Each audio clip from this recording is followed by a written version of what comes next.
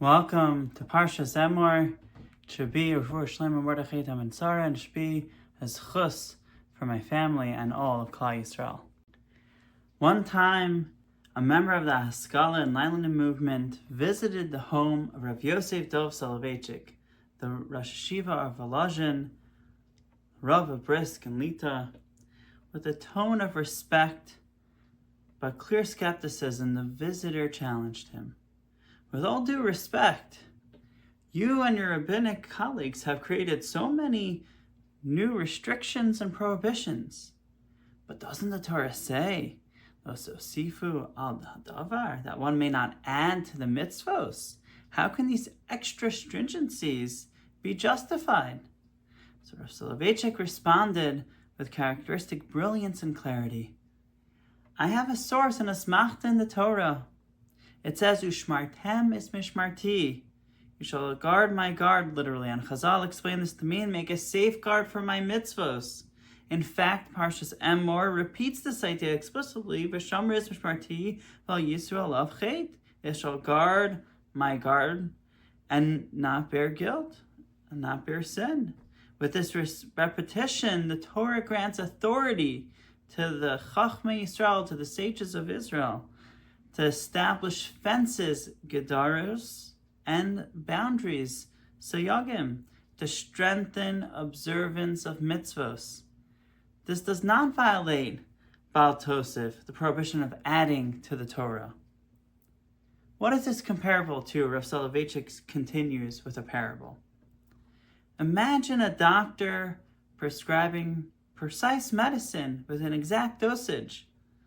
The dosage must be no more than this, no less than that. It has to be exactly 2 pills a day, 5 milliliters, etc.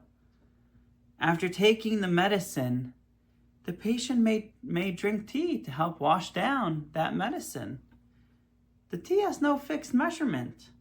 One can add sugar, more water, or drink as little as much as one would desire. So too, the mitzvahs of the Torah are like medicine, fixed and unchanging. There's a specific dosage. But the fences and stringencies enacted by the rabbis in each generation are like the tea that follows. Each generation of sages of Chachamim can choose the tea which is most suited to their time. The Torah forbids a Kohen from becoming Tamei, ritually impure, through contact with the dead. However, there are exceptions, specifically by a mace mitzvah, or for the 7 close relatives, father, mother, brother, sister, wife, son, and daughter. But how do we understand these exceptions? In Brachos, we find the Machlokes between Rashi and Tosfos.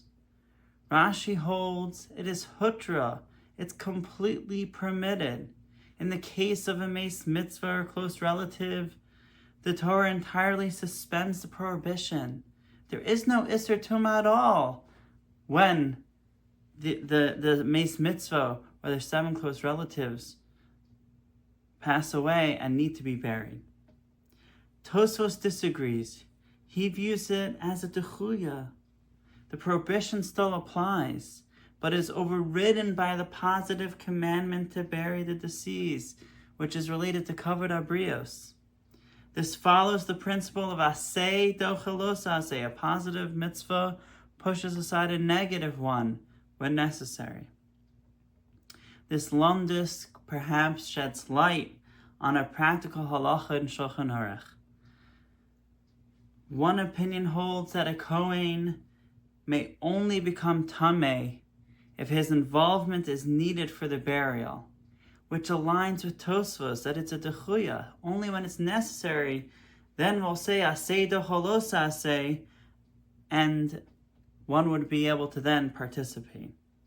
Another opinion says no, the Kohen can become Tamei even if he may not be needed for the burial. This aligns with Rashi, who holds that the Isser doesn't apply at all. There's no Isser Tumah here, and therefore a Kohen would be allowed even if he's not necessarily needed for the burial in these cases. And thus we have a beautiful Lomdus, Hutra Dechuya, that may have a nafkamina lehalacha regarding whether a Kohen is needed or not for the burial, whether they may become Tamei or not, which is Machlokes between Sephardim and Ashkenazim. Ask your local Orthodox rabbi for the answer. This week's Parsha has the source for Shalom Zachar.